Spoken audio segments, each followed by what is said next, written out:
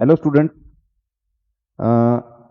अभी recently 10th मार्च 2023 को 12th class का बुक कीपिंग एंड अकाउंटेंसी ये पेपर ऑलरेडी हो चुका है और बहुत से स्टूडेंट्स को आई होप कि आंसर्स चेक करना है कि उनके आंसर्स किस तरह से लिखे उन्होंने और वो करेक्ट है या गलत है, क्या हुआ।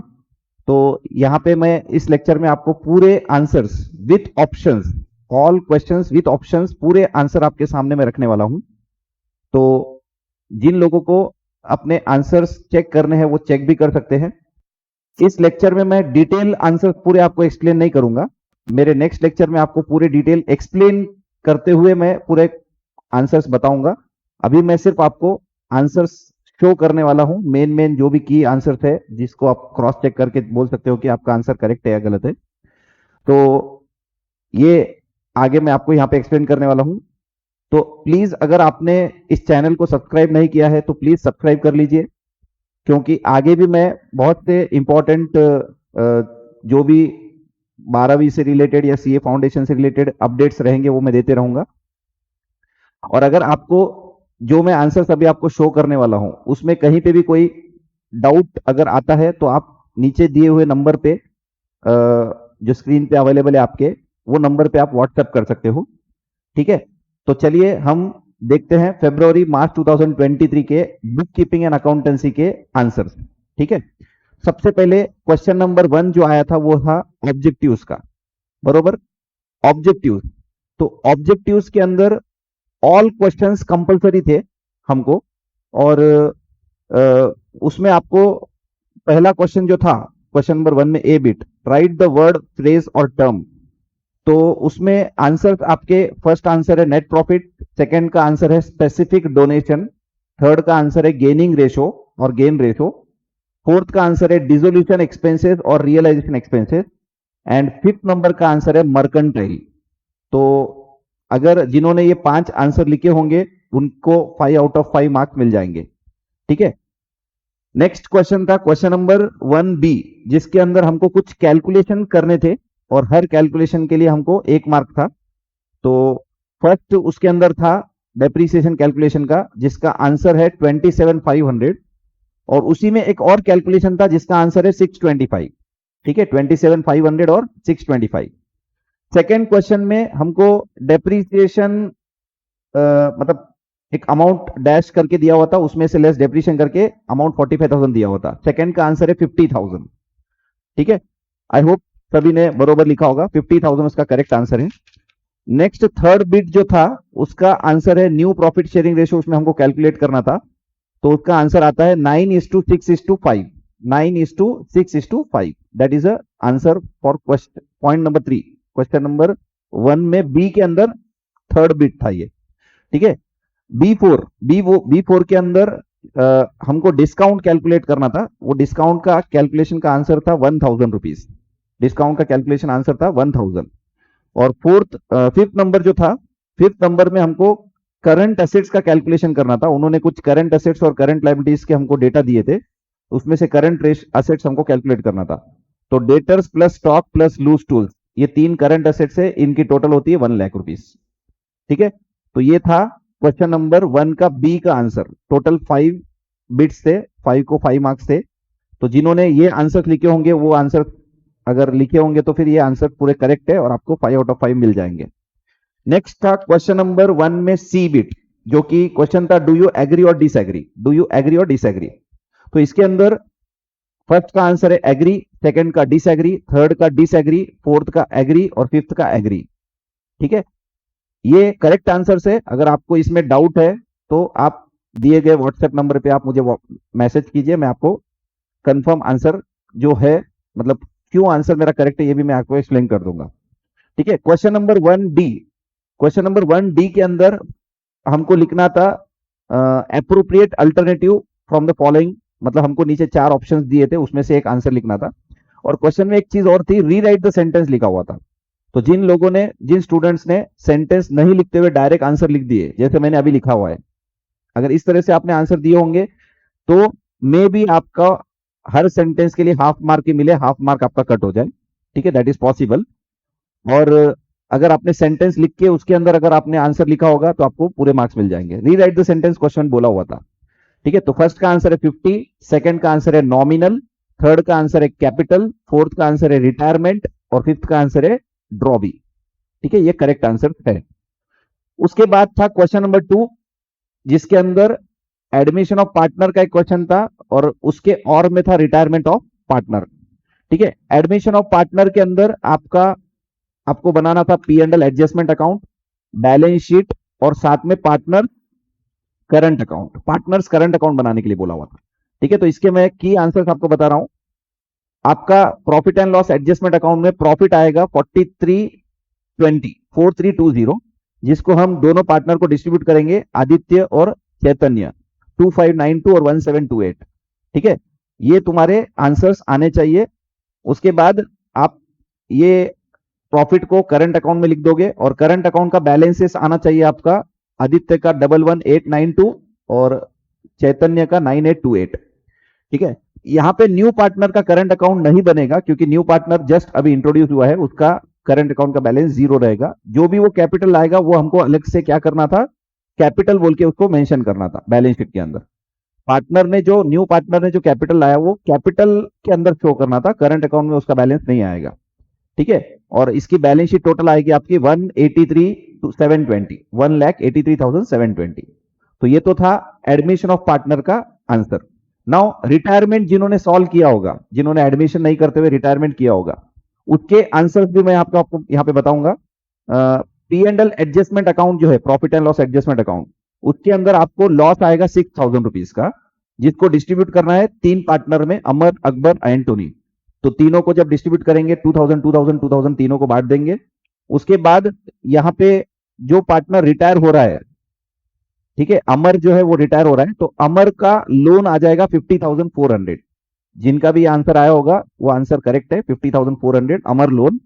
और बाकी दो पार्टनर जो कंटिन्यूइंग पार्टनर है, उनका आंसर है, उनका बैलेंस कैरी डाउन बनेगा 66,600 और 63,000। ठीक है, और ये बैलेंस शीट में लिखना है हमको, और बैलेंस शीट में लिखने के बाद बैलेंस शीट की टोटल आएगी 2,11,000। ठीक है, this is a final answer of retirement of partner. Retirement of partner का ये फाइनल आंसर रहेगा।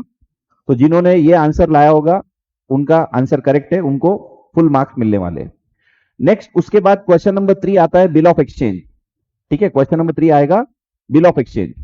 तो बिल ऑफ एक्सचेंज में टोटल आपको 8 एंट्रीज पास करने थे। ठीक है, जिन्होंने 8 एंट्रीज पास किए तो एक बार चेक कर लेना कौन से एंट्री किए थे। First entry, Sulochana account debit to sales 25,000। Second entry, bills receivable account debit to Sulochana account 25,000। Third entry, cash account debit discount account debit to bills receivable, cash account debit 24,375, discount account debit 625 to bills receivable 25,000। उसके बाद fourth entry, Sulochana account debit 25,000 to bank account 25,000। Fifth entry, Sulochana account debit to interest 1,000। Sixth entry, cash account debit to Sulochana 5,000। Bills receivable account debit to Sulochana 21,000। और cash account debit discount और rebate account debit, अगर किसी ने discount की जगह rebate लिखा होगा तो भी करेक्ट है, cash account debit discount account debit to bills receivable account. ठीक है, तो ये है बिल ऑफ एक्सचेंज का आंसर जो कि क्वेश्चन नंबर 3 में आया था, और इसमें 8 एंट्रीज आपको पास करने थे। ठीक है, in the books of Rajesh. उसी के और में था आपको क्वेश्चन नंबर 3 के और में कौन सा क्वेश्चन था, देखो आप, क्वेश्चन नंबर 3 में आपको डिसोल्यूशन था और उसके और में बिल ऑफ एक्सचेंज था। तो डिसोल्यूशन का जो आंसर है, जिन्होंने डिसोल्यूशन सॉल्व किया होगा, डिसोल्यूशन ऑफ फर्म, तो उसके अंदर रियलाइजेशन अकाउंट में आपको लॉस आएगा 77,000 का। ठीक है, इसमें एक पार्टनर इंसॉल्वेंट भी था। ठीक है, तो 77,000 का लॉस आएगा, जिसको हम डिस्ट्रीब्यूट करेंगे तो 38,500 हेमा, मनीषा का 23,100 और लिम्सी का 15,400। और जब हम ये पार्टनर्स को लॉस डेबिट कर देंगे, पार्टनर्स कैपिटल अकाउंट में जब ये लॉस डेबिट कर देंगे, तो लिम्सी का जो बैलेंस है वो डेबिट बैलेंस आएगा, जिसको हेमा और मनीषा को बियर करना पड़ेगा, because they are solvent partner. तो लिम्सी का जो लॉस है वो हेमा और मनीषा को बियर करना पड़ेगा, और वो हमने बांट दिया 20,875 और 12,525। और ये बांटने के बाद जो हेमा और मनीषा, उनको फाइनली पेमेंट मिलने वाला है 45,625 का हेमा को, और मनीषा को मिलेगा 47,375। ठीक है, अगर ऐसा कुछ आपके अमाउंट आए होंगे तो आपका आंसर बिल्कुल करेक्ट है। ठीक है, और इसमें बैंक अकाउंट फाइनली आपका टैली होगा, बैंक अकाउंट जो कि 1,20,000 से टैली हो जाएगा, 1,20,000 से बैंक अकाउंट टैली होगा। तो जिन्होंने डिसोल्यूशन सॉल्व किया है उनका यही आंसर करेक्ट आंसर है। ठीक है, तो ये डिसोल्यूशन हो गया। नेक्स्ट क्वेश्चन नंबर 4 जो कि है कंपनी अकाउंट। क्वेश्चन नंबर 4 जो था उसमें कंपनी अकाउंट था और उसके और में था कंप्यूटर इन अकाउंटिंग का एक क्वेश्चन, थ्योरी क्वेश्चन था। तो जनरली स्टूडेंट्स थ्योरी क्वेश्चन को अवॉइड करते हैं और कंपनी अकाउंट को ही पूरा सॉल्व करते हैं। और क्वेश्चन भी बहुत इजी था कंपनी अकाउंट का, सिंपली एक ओवर सब्सक्रिप्शन का पॉइंट था और लास्ट इंस्टॉलमेंट में कुछ शेयर्स के पैसे नहीं आए, बस इतना ही दिया हुआ था। तो चेक कर लेते हैं एंट्रीज क्या होती है।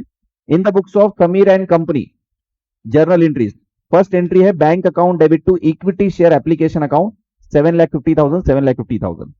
ठीक है, मान लो आपने अगर नरेशन नहीं लिखा होगा तो आपको पूरे मार्क्स नहीं मिलेंगे, नरेशन के मार्क्स कट हो जाएंगे।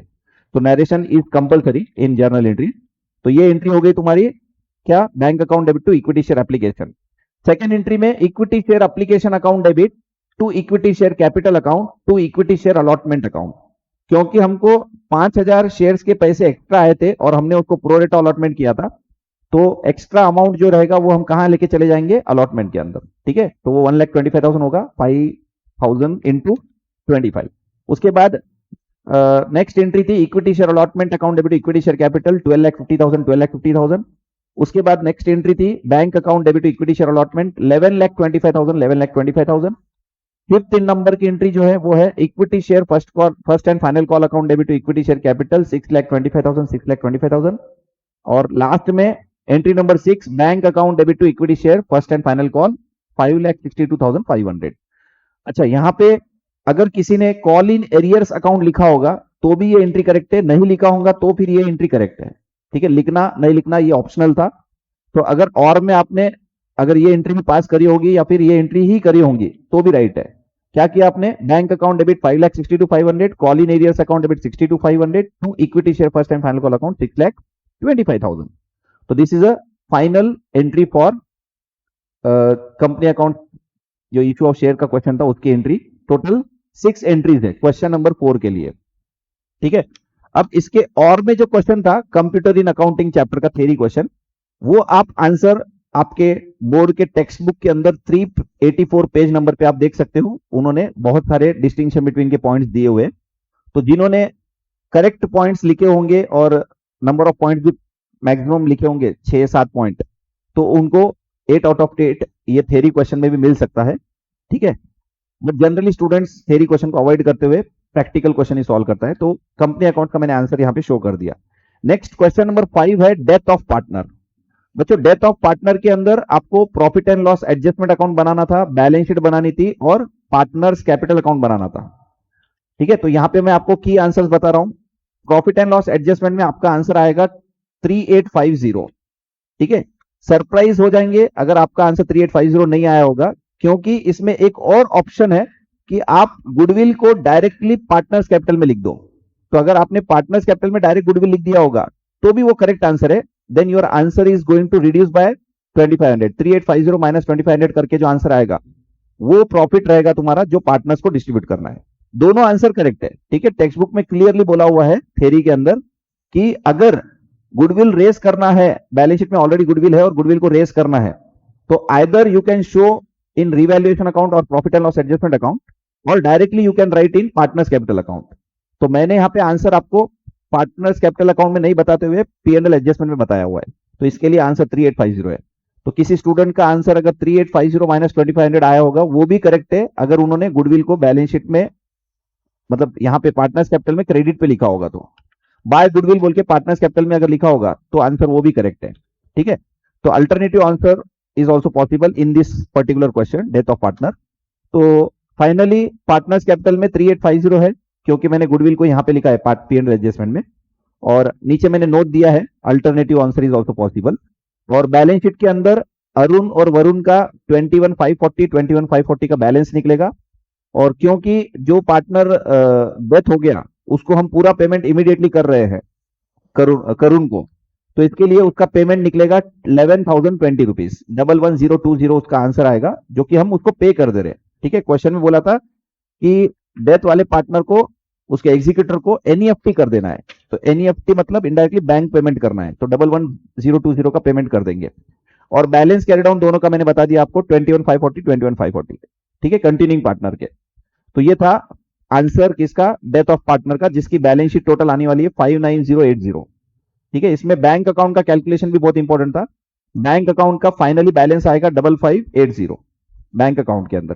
ठीक है, तो अगर आपका ये आंसर मैच होते होंगे तो आपका ये डेथ ऑफ पार्टनर में फुल मार्क्स आपको स्कोर हो जाएगा। इसी के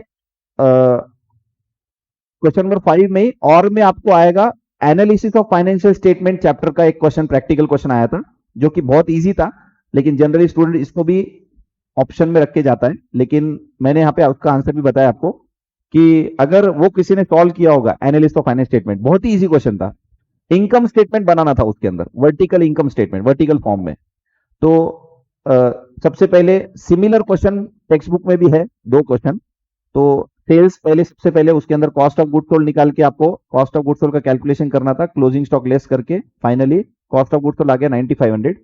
तो ग्रॉस प्रॉफिट आ जाता है 29500, और फिर ऑपरेटिंग एक्सपेंसेस बोल के जो भी एक्सपेंसेस उन्होंने दिए वाले वो लेस कर दिए, तो फाइनली नेट प्रॉफिट आ गया 4000। सिंपली एक वर्टिकल फॉर्मेट में आपको आंसर दिखाना था, इनकम स्टेटमेंट वर्टिकल फॉर्मेट में बनाना था, जो कि बहुत ही सिंपल क्वेश्चन था 8 मार्क्स के लिए।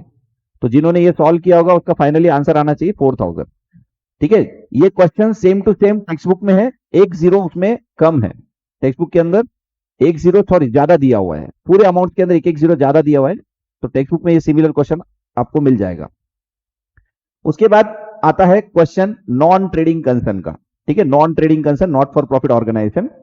तो ये कंपलसरी क्वेश्चन है, जिसमें आपको 12 मार्क मिलेंगे अगर आपने करेक्ट आंसर दे दिया तो इनकम एंड एक्सपेंडिचर अकाउंट जो था उसके अंदर आपको सरप्लस आना चाहिए 5,33,300। This is a final correct answer, surplus आएगा 5,33,300।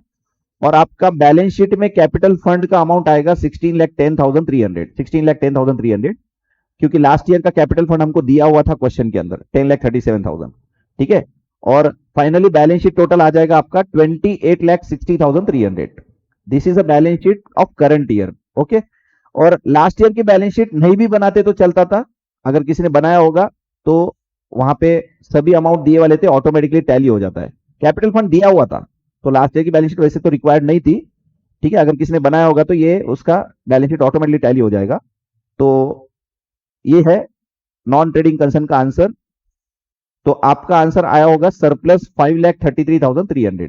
ठीक है, जिनका भी आंसर आया और बैलेंस शीट टोटल 28,60,300, तो उनको 12 आउट ऑफ 12 मार्क्स यहां पे मिल जाएंगे। ठीक है, इसमें थोड़ा इंटरेस्टिंग ये था कि फर्नीचर जो था वो उन्होंने लास्ट ईयर का बैलेंस हमको दिया था, प्लस परचेजेस था, और उन्होंने बोला था कि करंट ईयर में उसकी वैल्यू 3 लाख है, तो हमको ये डेप्रीसिएशन को इनडायरेक्टली कैलकुलेट करना था वहां पे। तो जिन्होंने ये सही कैलकुलेट कर लिया होगा उनका आंसर करेक्ट आ गया होगा। 12 मार्क्स का क्वेश्चन था ये, कंपलसरी। और इसके बाद आता है last question, question number 7, final account.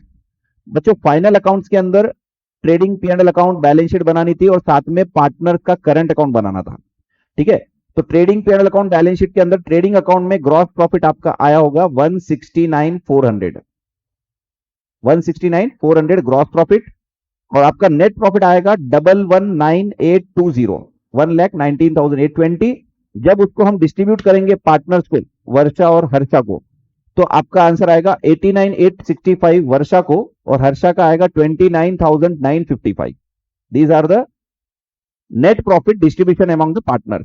ठीक है, इसको हम जब करंट अकाउंट में लिख देंगे, करंट अकाउंट के अंदर, तो करंट अकाउंट में जैसे ही हम लिख देंगे तो फाइनली करंट अकाउंट में आपका बैलेंस आएगा ये 1,08,865 और 38,955। These are the correct balances in current accounts, जो कि हम बैलेंस शीट में शो करेंगे। और बैलेंस शीट में जैसे हम ये करंट अकाउंट शो करेंगे तो फिक्स कैपिटल में तो कोई चेंज नहीं था, वो तो क्वेश्चन में दिया होता है, एज इट इज लिखना था हमको।